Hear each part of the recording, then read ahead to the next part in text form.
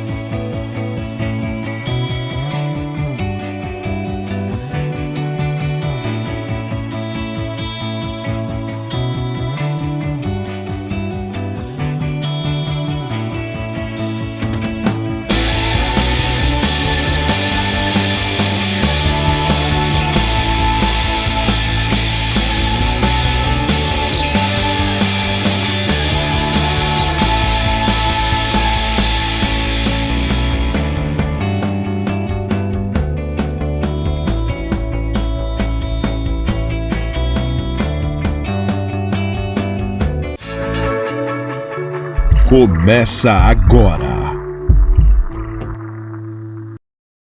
Fala galera, aqui é o Léo da família Caneludos e hoje estou com uma pessoa que vai mexer com você, educadora e com uma história de vida fantástica, e tenho orgulho em dizer que fez parte da minha vida como diretora por 4 anos.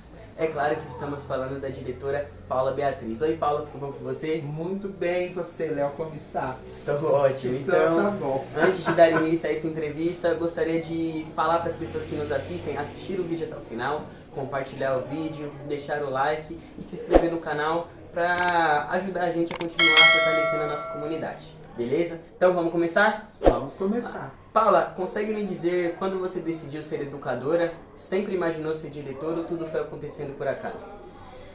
Olha, eu recordo, e até por narrativa de uma tia, que eu brincando, aos 8 anos eu disse que ia ser professora, né? Legal. E aí de fato fui professora. Agora a direção foi uma consequência, né? Porque eu gostava realmente de estar na sala de aula, de estar lecionando. E aí, seguindo, né, que eu fiz o curso de magistério, aí fiz a pedagogia, e aí veio a oportunidade de eu ser designada primeiramente para uma escola que ia ser inaugurada, e aí o dirigente da época, que era delegado de ensino, perguntou se eu tinha a pedagogia já concluída e tal. Falei, já, tá. Ele falou, tá, então você vai para a direção de uma escola. Oh, legal. E porque essa escola, assim, o curso do magistério tinha em 13 escolas da 19ª delegacia, da extinta 19ª. E essa escola ia centralizar das 3 em uma única para ser o curso. E eu, como trabalhava de assistente técnica do curso de magistério na delegacia, dando formação para professores, então ele teve o entendimento que eu que teria que ser a diretora, porque eu conseguiria conduzir todo esse processo pedagógico nessa escola. E aí eu fui em 1998. E aí dali eu fui seguindo, e aí gostei, que aí prestei concurso, né? E só para narrar, né, são 20 anos de DE Santa Rosa de Lima na direção dessa escola. Nossa, muito legal. Show. Então você de criancinha brincando falou que seria professor. E de fato sou. Aí, Né? Porque eu sou mesmo professora, eu sou diretora. Porque quando a gente fala estar, então é uma passagem. E quando você fala o ser mesmo, de ser, é com o amor. Né? Porque a nossa profissão, a gente não pode ter um entendimento que é por amor. Porque o por amor, a gente não precisaria do salário, não precisaríamos dos reconhecimentos, não precisaríamos, né, da valorização, que é fundamental. Agora, dentro deste processo do nosso trabalho, a gente precisa exercê-lo com amor. Porque senão a coisa não caminha. A gente tem que realmente, né, prestar, ser zeloso, tem que ter o cuidado, tem que ter toda essa atenção. Né? Então eu sempre tive esse caminho de seguir nessa educação, porque ainda é a área que abre o leque para todas as outras áreas. É a educação. Então você é diretora da escola EE Santa Rosa de Lima e sabemos que a sua escola é uma referência em nossa região e é uma das melhores do estado. O que se deve a isso? se deve ao trabalho de uma equipe, né? Porque o conjunto dos docentes, dos funcionários, a história também que a escola traz, né? Nesse todo significado que foi construindo, né? Que foi embuiando no sentido de referência, né?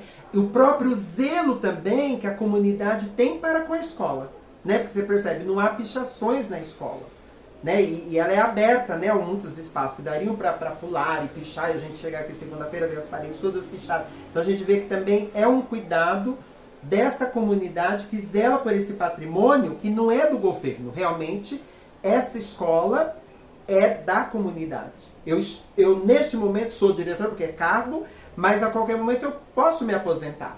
E aí virão outros. Mas a escola continuará aqui. E essa escola precisa continuar de como está ou melhor. Eu coloquei do lado aí a série questão em 2024. Tá, obrigado. A escola e a comunidade andam juntas, são uma Tem coisa que andar muito juntas. Isso é fundamental, tem que andar juntas, né? Com todo o compromisso dos profissionais que aqui trabalham, que aqui atuam, como também dos responsáveis pelos alunos, e evidentemente isso flui para as nossas crianças, né? Porque a criança ela precisa criar esse senso da responsabilidade, né? Porque ela não nasce. Então ela precisa ser encaminhada tanto pelos adultos que aqui trabalham, como também os adultos que são da sua família, que a conduzem, para que ela tenha esse entendimento do que é educação, por que ela precisa da escola, por que ela tem que estudar, né? Eu acho que isso tem que ficar muito claro. E é isso onde que a escola tem que caminhar, né? Recentemente mesmo eu fiz a entrega das crianças que participou das Olimpíadas da Matemática, a OBMEP, que é nacional, né? E crianças daqui se destacaram e deu mais ou menos umas 30 crianças. Entende? Que teve sucesso na segunda fase, né? Teve a primeira e na segunda fase. Então isso é um fruto de um trabalho e que tem que ser valorizado todas as pessoas que estão envolvidas no processo. Muito legal. Sabe me dizer a origem ou por que o nome da escola é Santa Rosa de Lima?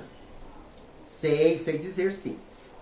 A escola foi criada em 1986, instalada, né? E naquele ano, a Santa Rosa de Lima, que é uma santa peruana, né? E ela inclusive é a padroeira da América Latina, completava 400 anos de beatificação. O que seria beatificação? Beatificação é quando ela, por Roma, pelo Papa, que a reconhece como uma santa.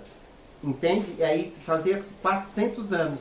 E aí foi proposto por um deputado lá, e foi votado e aí deu a denominação. Entendeu? E é assim muito raro, porque assim, por a escola ser laica, né, não poderia ter o nome da santa. Entendeu? Porque senão já entra no religioso católico, né? Da religião católica.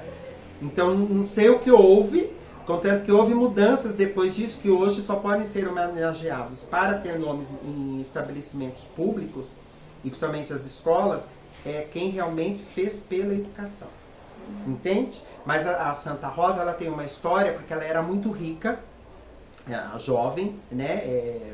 Flores, o nome dela, na verdade não era nem Rosa. E ela abdiga da riqueza para fazer caridade. Legal. Né? E aí por isso que e aí quando ela morre, aí as pessoas vão em uma fonte e fazem os pedidos, né, de cura, de outras coisas tal, e são atendidos.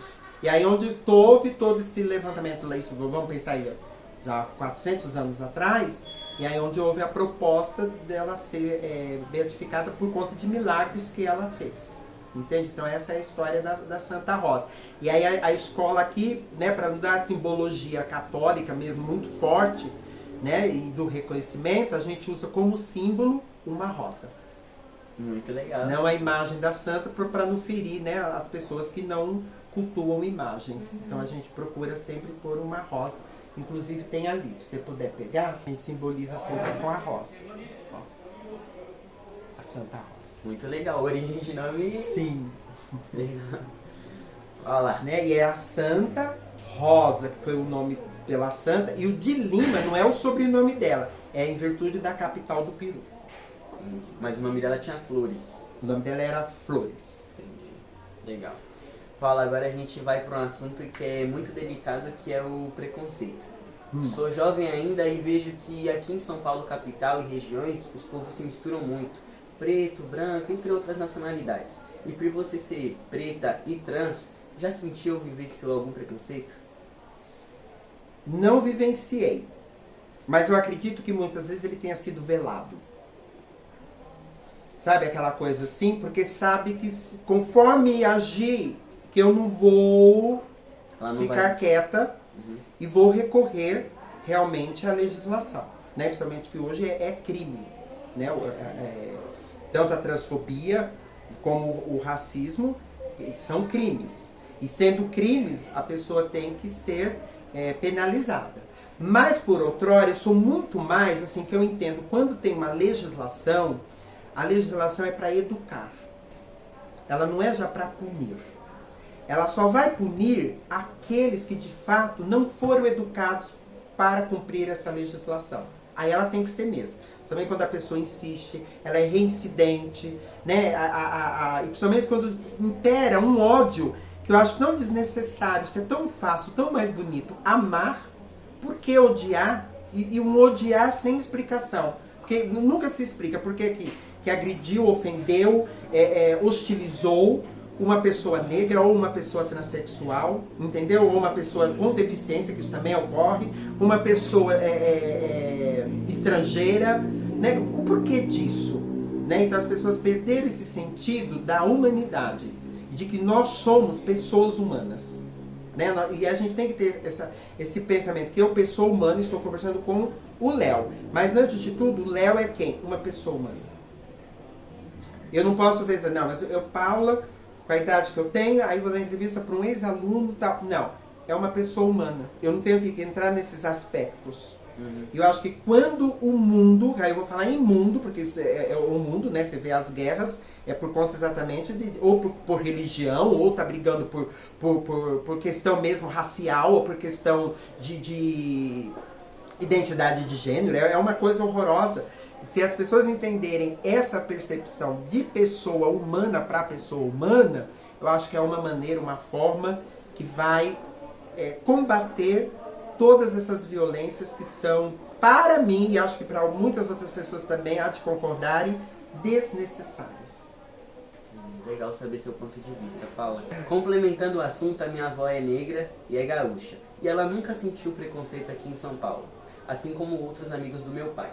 Mas quando ela vai para Porto Alegre, que inclusive é a cidade em que ela nasceu, ela se sente um pouco diferente, que as pessoas olham ela com um olhar um pouco diferente. Mas te pergunto, o preconceito é coisa do passado aqui no Brasil ou ainda é uma luta grande? Não, é uma luta grande, intensa e que ainda está aí muito presente, né? E aí você vê, já lá não pode ser sofrido em São Paulo, mas por exemplo, ocorre em um metrô de São Paulo de uma pessoa se dirigir para uma pessoa negra e de dizer que ela teria que ter cuidado porque o cabelo dela podia dar doença.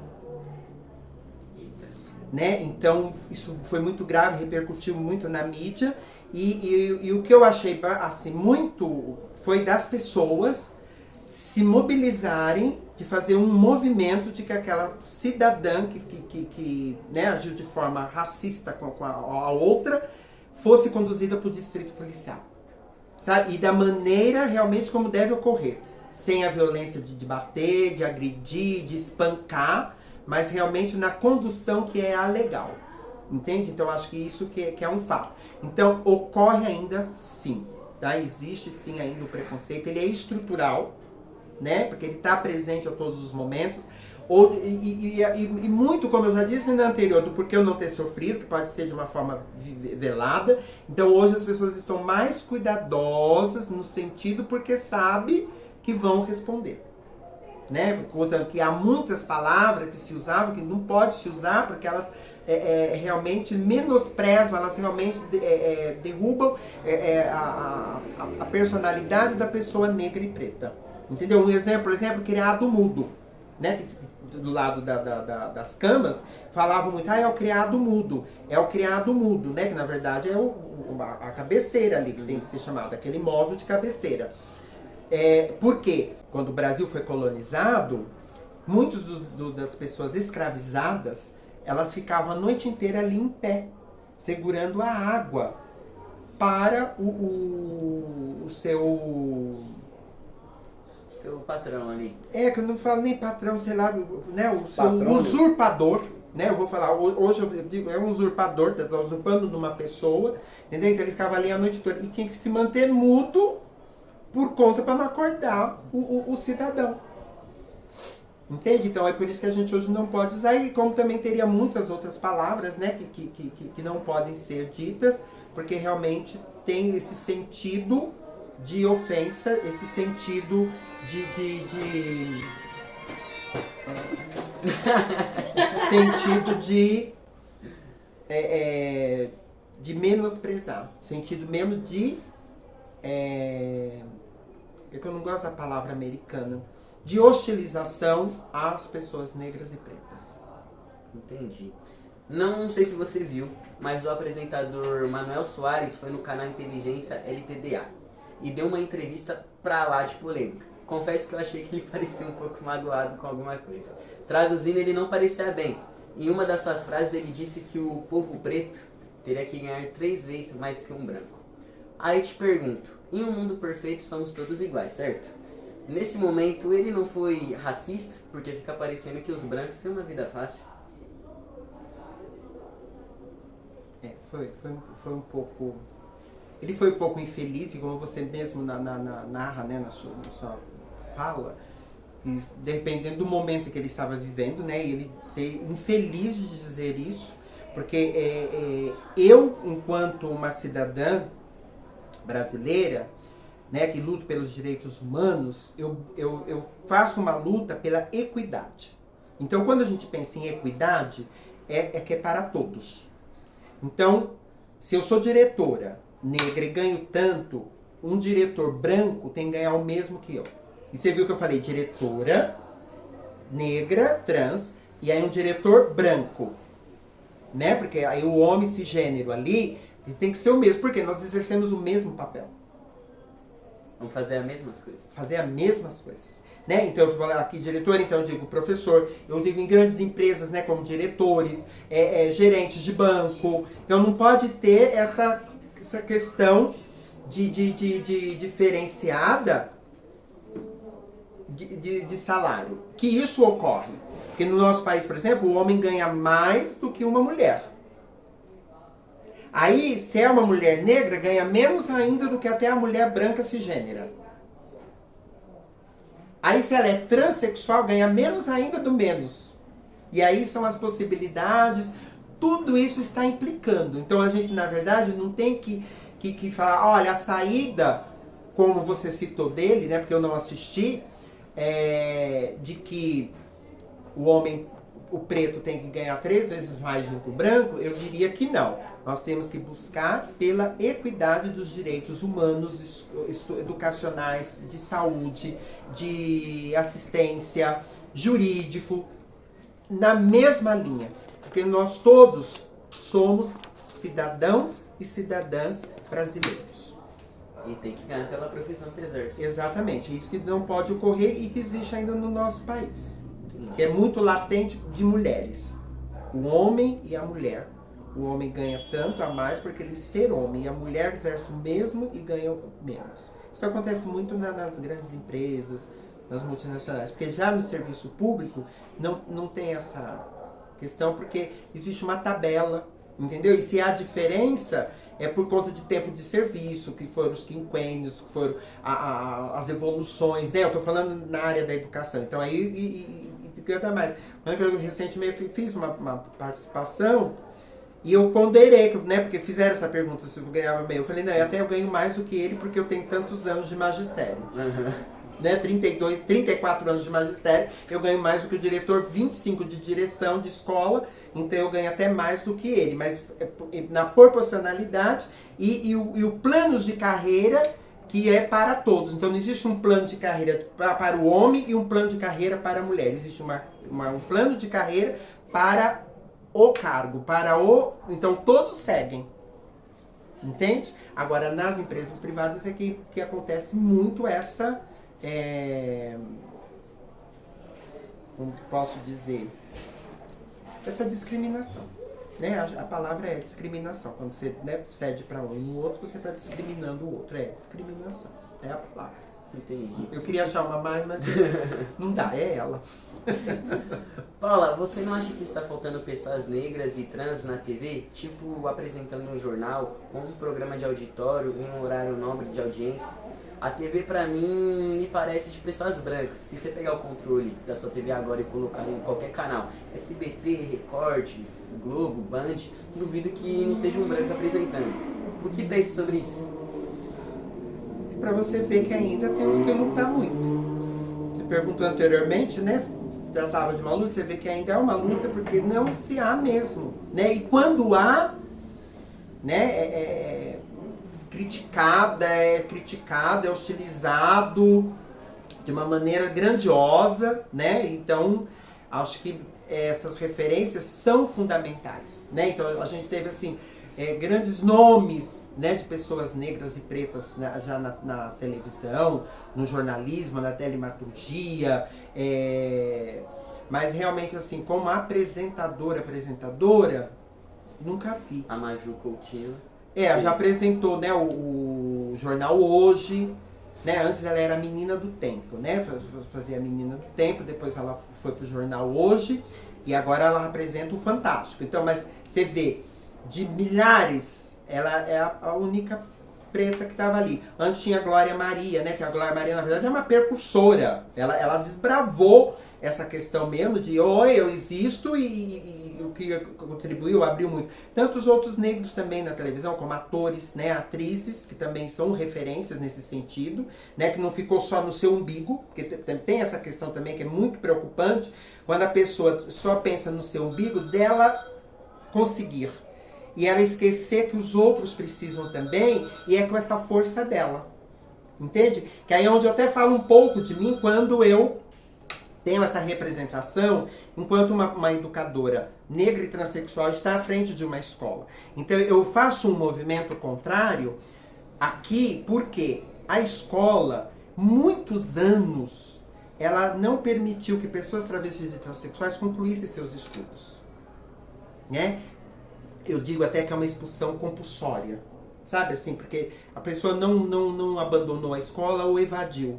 Ela, na verdade, por todo não ser acolhida, né, e tá ali, ela foi expulsa. Porque ninguém também nem foi atrás dela para saber por que ela deixou de frequentar a escola. Nem fez questão. E aí, quando em 2013 a Secretaria da Educação do Estado reconheceu como a primeira diretora trans do Estado de São Paulo, isso abriu uma coisa assim, principalmente para a população LGBT, porque muitos LGBTQIAPN+, sofreram justamente nesse espaço escolar. E aí, de repente, eles se deparam, existe uma diretora trans no Capão Redondo, né? Porque fala do Capão, parece que aqui morre 1000 pessoas por dia, né? E não é assim, viu, gente? Capão não mata todo dia, não tem nada dessas coisas, não. Tá? Quem consegue a sua paz, vive na sua paz e tranquilidade. Olha eu aqui. Né? Porque tem a questão da transfobia, que ainda persiste no nosso país. É o país que mais mata travestis e transexuais. E você veja, atuo no Capão Redondo. Né? Quer dizer, todos já sabem meu endereço, sabem a escola que eu estou. E eu não sofro esse tipo de ataques de transfobia. Quer dizer, eu estou aqui viva. E só nessa escola há 20 anos. Né? Então, quer dizer, para vocês perceberem que não é tão isso que pintam do bairro do Capão Redondo. Vamos para um tema que repercutiu muito, que é a cota de negros. Eu queria saber sua opinião. Para mim, é uma ofensa. Fica parecendo que o branco é mais inteligente que a gente. Fica parecendo que a gente precisa de ajuda para tentar passar, entendeu? Mas como tá aí, nós usa, entendeu? Usamos. Tem que fazer. Mas o que você acha sobre isso? Mas você veja que o porquê da cota, né? Acho que é importante ressaltar, porque quando a gente pega o número de universitários, são muito brancos. E esses brancos são oriundos de qual rede de ensino? Da rede privada. Escola particular. Da escola particular. E aí eles, a vida toda, só se dedicaram aos estudos. Também tem isso. Enquanto você pensa numa pessoa preta, negra, que é da periferia, que muitas vezes ela tem que dividir o trabalho com o estudo, então limita essas possibilidades em razão ao outro. Então a cota ela é essencial e fundamental porque ela dá a garantia para que essas pessoas que não tiveram a mesma oportunidade dessa pessoa branca que só estudou, né? E não vamos dizer assim mal também da escola pública, porque eu sou oriunda da escola pública, atuo na escola pública, então ela tem muito também para contribuir, mas pensando nesse sentido, né? Porque a pública também há muitos que entram na universidade, né? Da pública, né? E aí a cota ela vem exatamente para dar essa equidade de direito na concorrência. Porque é diferente um preto que vem de uma escola pública da periferia com um aluno branco da escola privada e concorrendo à mesma vaga. Então é nesse sentido. E eu concordo com você porque quando originou a lei das cotas, realmente começaram a ter esse entendimento que nós, pretos e negros, sabíamos menos. Éramos menos inteligentes. E não. Tá? Não. Todas as pessoas, elas têm as suas inteligências. Tem as pessoas que vão ter mesmo a inteligência intelectual, vão ter as que têm inteligência cognitiva, vão ter as que têm a inteligência para a arte, vão ter as pessoas que têm inteligência para outras questões, porque todas as pessoas são inteligentes. Só precisa se equiparar essa inteligência com a sua habilidade. Se encontrar naquilo que de sabe se encontrar fazer. naquilo que ela faz. Né? Contanto que eu sempre digo que eu aprendo muito ouvindo pessoas que nem são escolarizadas, que nem passaram pela escola, né? Que são ditas como analfabetas, mas tem uma riqueza, um saber cultural, histórico, que nos ensina tanto. Como também eu digo que nossas crianças também nos ensinam. Porque muitas vezes a gente subestima uma criança, que a criança não sabe nada. E a criança já sabe muita coisa. Então a gente tem que saber valorizar, compreender, entender todo o conhecimento, todos os valores. Então a cota hoje ela é fundamental para principalmente reparar danos que ocorrem no nosso país há 2023 anos. Legal saber do seu ponto de vista. 2023 anos não, faz a conta. 1500, 2023, 523 anos. Vamos corrigir. 523 anos de Brasil. 2023 é universal. Fala, então, legal saber sobre seu ponto de vista. Então, a cota é fundamental para essa equidade, né? E muitos têm que realmente se fortalecer, procurar realmente. E digo aqui, toda a batalha é com o conhecimento. Não se batalha com armas. É com um livro. Que aí você sabe aonde vai, para onde vem, onde caminha. Eu não acredito em violências no qual se tiram vidas. Eu acredito que a gente tem que lutar sim, mas com o conhecimento. Então, estudem. Muito boa a palavra. Gostaria de saber a sua opinião sobre uma pauta que está muito forte agora, que é o uso de banheiro público para pessoas trans. Como você vê essa situação? Meu Deus do céu! O assunto que é de léguas, né? Porque olha... Tô falando demais. Não, mas é uma questão assim que eu acho tão desnecessária essa preocupação do banheiro, porque o uso do banheiro é para você... para as suas necessidades fisiológicas. E a gente tem tantas outras coisas para se preocupar no nosso país, no mundo, né? A gente se preocupa, por exemplo, com essas crianças que ainda nem estão numa escola, não estão frequentando. Pensar nessas crianças, jovens, idosos, que não têm o que comer. E aí eu parar e ver ainda mesmo, né, essa recorrência que você trouxe mesmo, do banheiro. Né, o que uma mulher transexual vai usar e tal. Olha, sinceramente, eu acho que as pessoas precisam buscar muita informação. Porque ainda existe muito o achismo. Né? Porque, veja, eu sou uma mulher transexual, eu usando um banheiro feminino público, acha que eu vou querer alguma mulher? Eu fiz tudo para estar uma mulher, ser essa mulher na sociedade, aí eu vou entrar no banheiro com a sua avó, com a sua mãe, com a minha mãe, né, que são héteros e gêneras, e vou querer elas. Gente, me poupe. Agora pensa, eu, Paula, entrando num banheiro masculino, o que pode acontecer comigo? Sem eu entrar no banheiro masculino, posso ser uma vítima de uma violência. Entende? Porque eu não estou livre da transfobia. Eu não estou livre do racismo. Entende? É que eu que procuro e me privo de determinados ambientes que podem de fato ocorrer. Eu tomo esse cuidado comigo. E aí é onde vai minha sugestão para tantas outras pessoas. Observe o espaço onde vocês estão. Aonde vocês estão indo. De dar segurança. Porque é o que eu tenho feito. Porque eu não me sinto segura no país que nós vivemos. A qualquer momento eu posso ser essa vítima. Então, mas eu me policio. Eu me cuido nesse sentido. Que não deveria. Né? Porque eu acho que tem que ser para todos e todos. Mas já que há, então a gente também tem que começar a se policiar e continuar nessa luta. Essa luta tem que ser constante. Tem que ser ali brava. Né? E outra que aí eu vou salientar quando você perguntou do banheiro, porque tem a coisa de falar do banheiro neutro. Banheiro neutro, banheiro neutro. Eu não sou neutra. Eu não sou neutra. Eu sou Paula, eu já tenho a minha identidade. Eu sou uma mulher transexual. Mulher transexual. Banheiro feminino. As que se declaram travestis, banheiro feminino. Os meninos, homens transexuais, homens trans, banheiro masculino. Aí se tem lá o neutro e eles se acham confortáveis, eles usam. Mas eu, por exemplo, não vou entrar no banheiro neutro.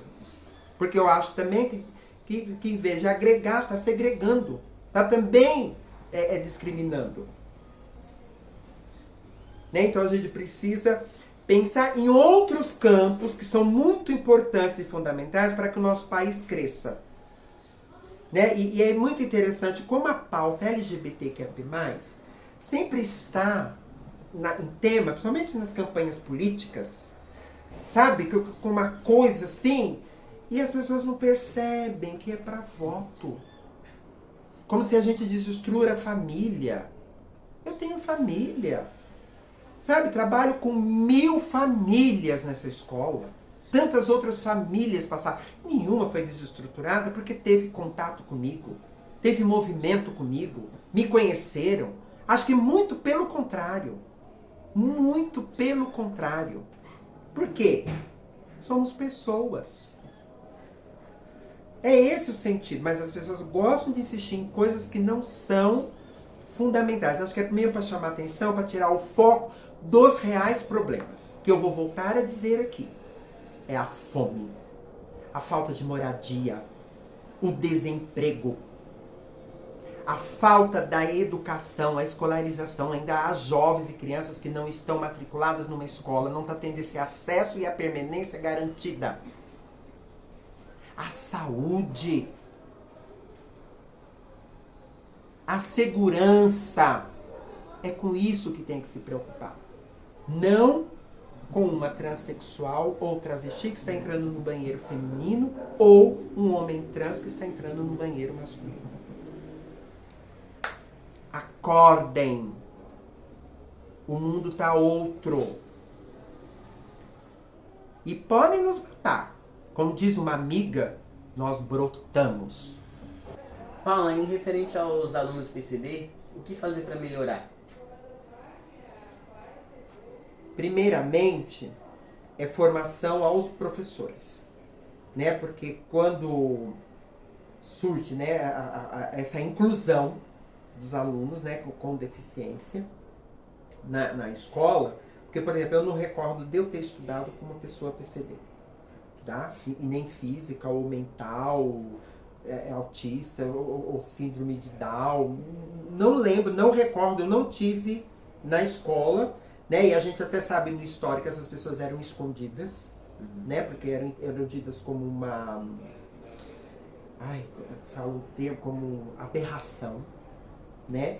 Então acho que a legislação que garante essa inclusão na sua formação educacional, ela possibilita para com que essas pessoas com deficiência, principalmente tratando-se de crianças, convivam com outras crianças.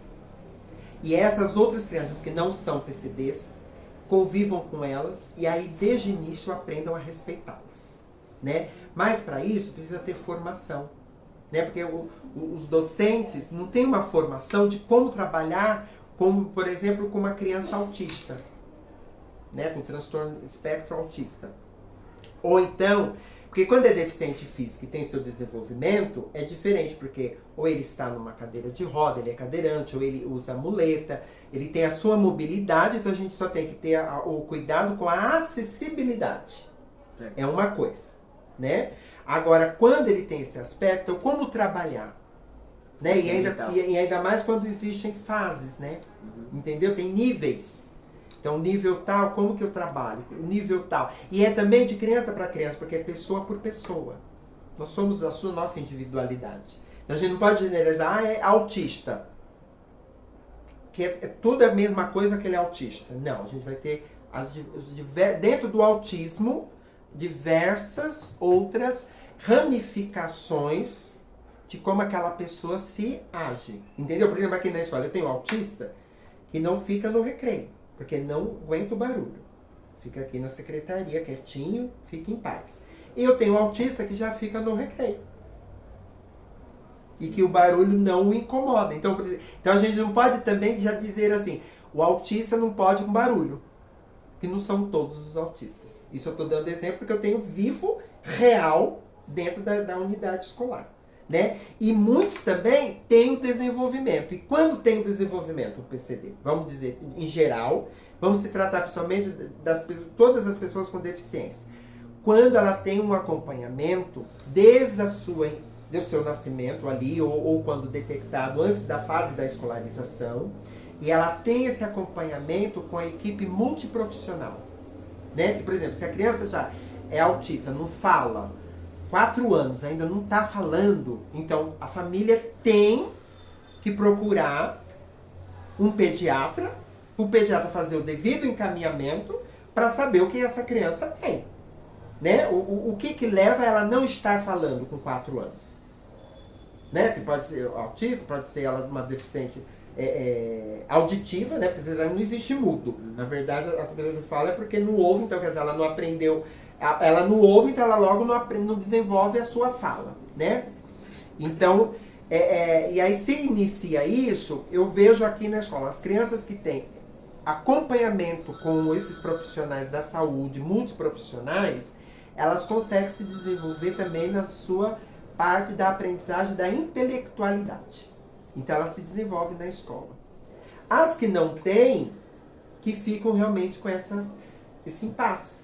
Porque precisa, por exemplo, ela vai aprender a falar uma palavra, borboleta. Só que se ela tem a questão da língua, precisa da fonoaudiologia. Não adianta a professora ficar aqui borboleta, borboleta, borboleta, porque na verdade tem que ser um trabalho de uma profissional fonoaudióloga. E que a professora não é fonoaudióloga. Entende? Porque a gente até numa alfabetização a gente tem a questão da fonética, falar com as crianças, de mostrar o som, né, qual que é, tudo mais. Só que aí, portanto, você vê que grande parte das crianças que não tem até a deficiência, aprende e desenvolve. E essa criança fica. Porque está faltando o apoio desse profissional. Então tem que ser um conjunto, família, escola e a equipe profissional.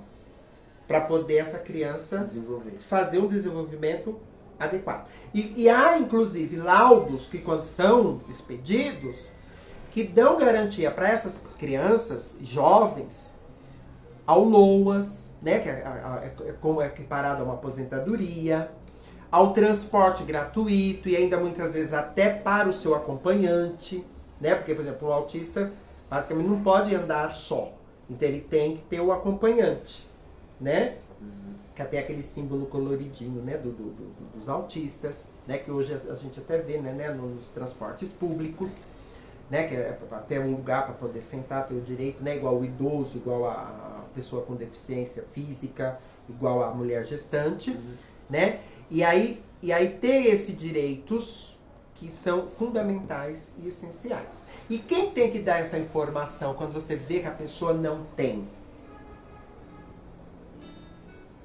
Somos nós. Cabe a todos nós dar essa informação.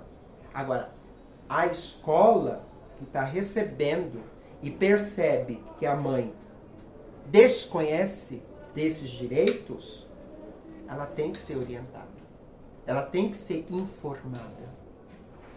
Tem que ajudar. Né? Porque, por exemplo, eu, diretor aqui, eu sei que existem esses direitos. Se eu chego uma mãe, que sempre quando entra criança aqui nova, matriculada, os agentes de organização fazem a perguntinha, né, se tem deficiência. Quando a mãe fala que tem um laudo? Tem. Então a senhora aguarda aqui um pouquinho, ali na salinha, e eu que atendo essa mãe. Porque eu faço toda essa, não vou falar anamnese porque isso é próprio de médico, né? Eu faço o diagnóstico nessa conversa para saber em que ponto que está. E se eu percebo que não está, eu oriento sim. Né? Porque, e não porque sou a diretora. Porque antes de eu ser diretora, eu sou uma cidadã brasileira. E as pessoas que têm conhecimento de algo, elas não podem guardar para elas. Elas têm que disseminar esse conhecimento. Principalmente quando você vê que alguém está sofrendo, não está sendo atendido por falta do conhecimento. E aí a gente tem que dar esses caminhos para as pessoas. A gente não pode negar. Né? Aí eu acredito que é o que vai realmente melhorar para as nossas crianças que são com deficiência, como também para jovens, os adultos, entende? Porque acho que no futuro a gente vai ter que fazer uma tratativa dos idosos. Porque hoje nós temos um grande número de pessoas idosas. A maioria da população. Da população hoje, né? Elas estão aí vivendo, não tem mais aquela estimativa de morrer antes dos 60, né? E está faltando muita coisa para elas.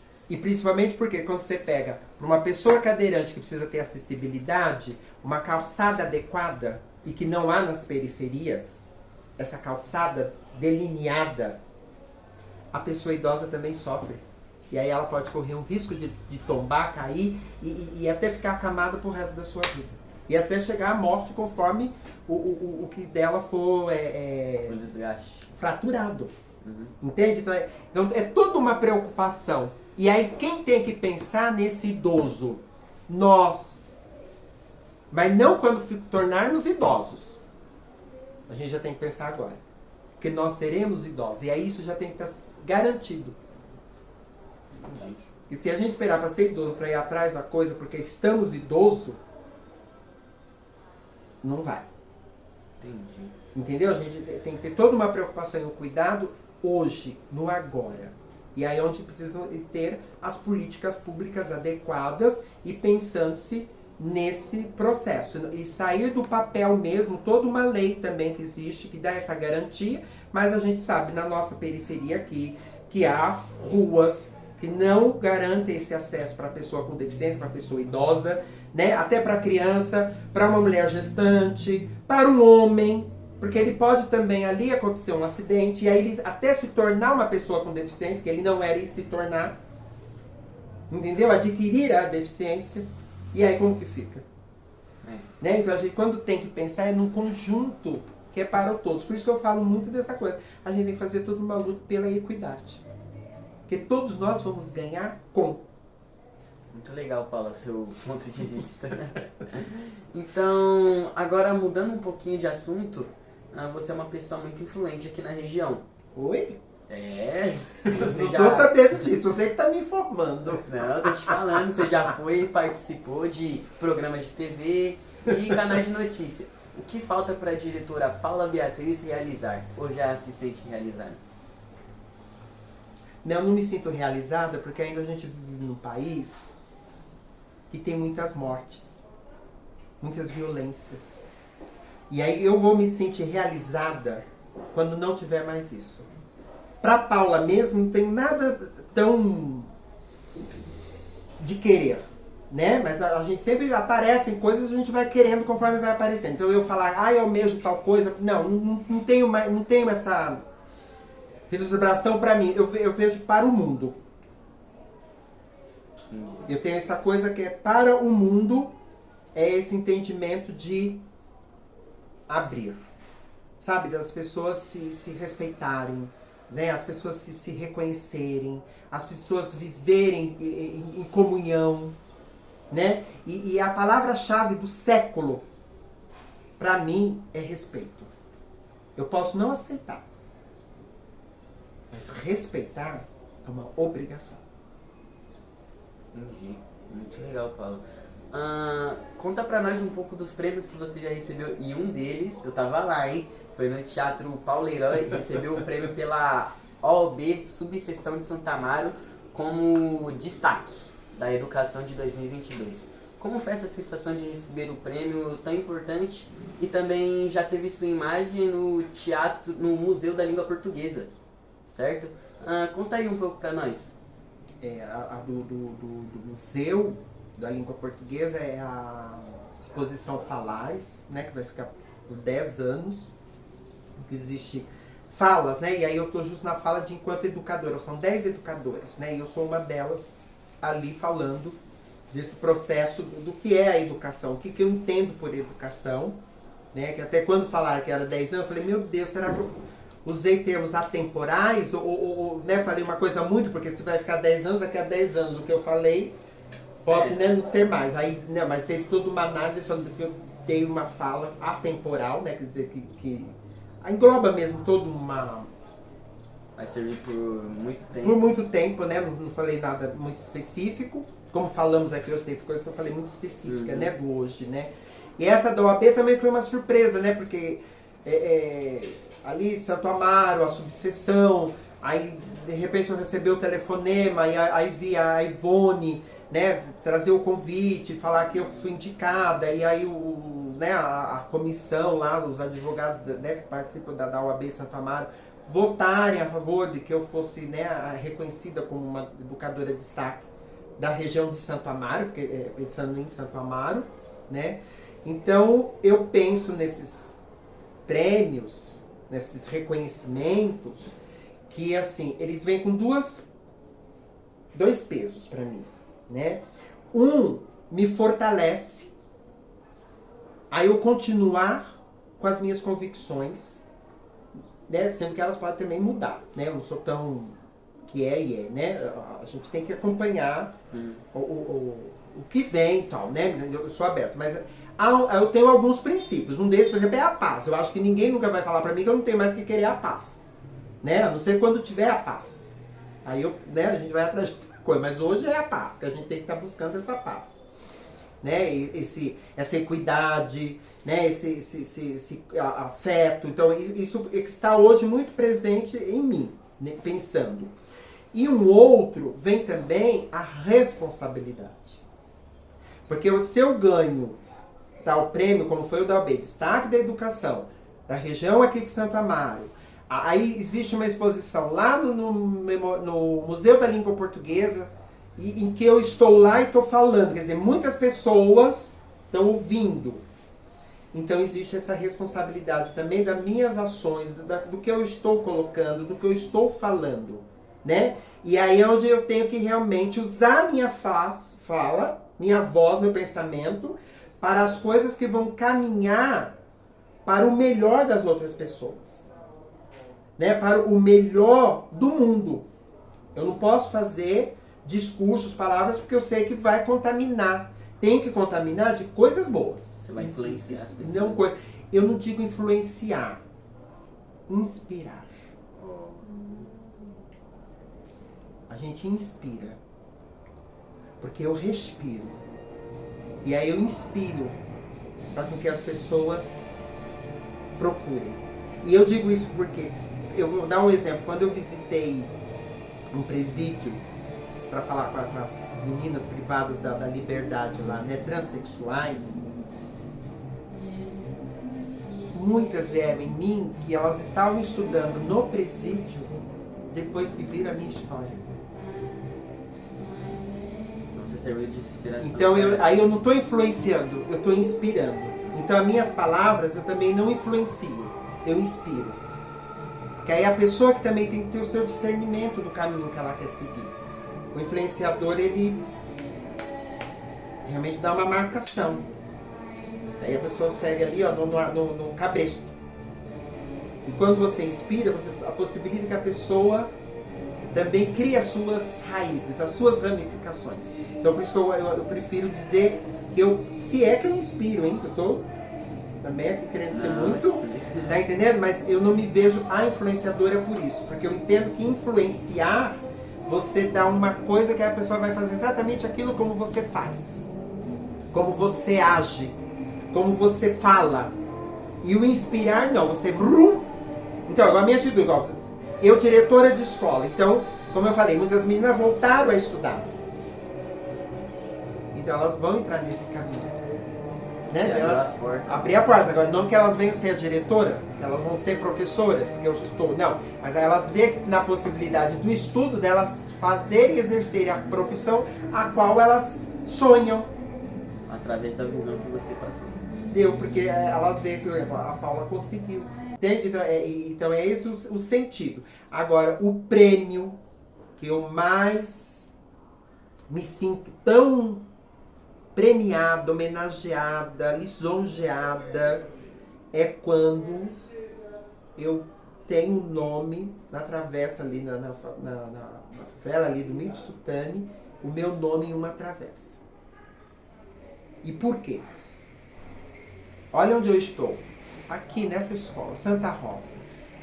E aí o nome é dado na comunidade da qual alunos, pais, responsáveis, a família mora. E aí lembrar... Não, ali tem que ser o nome da diretora. Fizerem essa questão. E aí onde por isso aí eu volto. Não influenciei. Se eu tô com o nome lá é porque eu inspirei. Vi também que recentemente você mediou uma palestra no Memorial da América Latina. Como se sente em passar seus conhecimentos e experiência? Isso é uma das coisas que te motiva hoje? Motiva, é como aqui, né? Nessa bate-papo nosso, a gente tá transmitindo conhecimento. Né? E eu acho que. E aí quando lembra que eu falei lá do PCD, que se a gente sabe, a gente não pode guardar para nós. A gente tem que inspirar, falar, tem que dar o caminho, a gente tem que falar. Então acho que quando a gente fala, a gente expõe nossos pensamentos que não vão, aí a gente tem que ser bem claro, cuidar com a palavra. Porque a palavra muitas vezes ela mata muito mais do que uma arma de fogo. Então a gente tem que tomar muito cuidado com o que nós falamos. Uma interpretação. A interpretação do que a pessoa está ouvindo, aquilo pode ela morrer. Né? E a gente vê nessa incidência do que pode acontecer. Então a gente tem que tomar muito cuidado com o que nós vamos falar. E ver o contexto das coisas. Ver o contexto. Que muitas vezes, por exemplo, nem tudo a Paula concorda. Nem tudo a Paula aceita. Mas eu tenho que saber em que ponto que eu me coloco para falar sobre. Porque eu posso, naquele momento de eu falar, eu ferir tantas outras pessoas que até eu inspirava. E que eu não concordo, mas eu tenho que respeitar. Lembra que eu falei o aceitar ou concordar, mas eu tenho que respeitar. Então tem questões que eu não posso me posicionar, me colocar, porque eu vou ferir com o meu pensamento. E que eu sei que muitos estão lutando por. Entendeu? Mas não vou dar não, porque ele é muito... Tá certo. Pra mim, eu acho pesado, então eu nem vou citar. Ele fala em off. Fala, então se alguém quiser te contratar para uma palestra, como te encontrar? Contratar ou convidar meu Instagram, @PaulaBeatrizSouzaCruz. Vou deixar aqui, ó. Deixa Tá bom? aqui, ó. Deixa Aqui. E aí manda lá a mensagem. Eu demoro para responder, viu? Porque eu fico mais atento aqui, mas eu respondo. Guarda, calma. Entendeu? Calma. Paula, então é isso, eu quero te agradecer por ter me dado essa oportunidade de uma pessoa relevante em nossa comunidade. Quero te desejar todo o sucesso do mundo em sua jornada e que foi um prazer ter esses 4 anos da minha vida com você sendo minha diretora, tá bom? E eu que agradeço e de ver que o que proveu da escola, né? Olha aqui, me entrevistando dentro de um canal. Percebe o que é a educação na vida das pessoas? É isso, as possibilidades, os caminhos. E aí ele trilhou o caminho que ele quis. Então a escola não tem o papel de politizar. A escola não tem o papel de direcionar de uma forma aqui, ó. Igual o cavalo que tem que pôr os cabelos. Que eu acho contrário também, que os bichinhos não tinham que usar isso. Mas sim de possibilitar. E ele fez isso, ó. Possibilitou, vocês estão vendo, ele está falando os 4 anos que teve aqui, os 4 anos que teve aqui. 4 anos aqui, depois mais os outros na outra escola, e isso ele foi se construindo, né? E aí por trás disso tudo está a escola, a família e o querer dele. Esse é o sucesso. E aí, tá aí, ó, eu dando entrevista pro ex-aluno, o Léo, no canal dele, e tô muito feliz e muito lisonjeada. E ó, força, continuemos lutando. É isso daí. Muito obrigado mesmo. Eu viu, que Paula? agradeço, meu. Obrigado.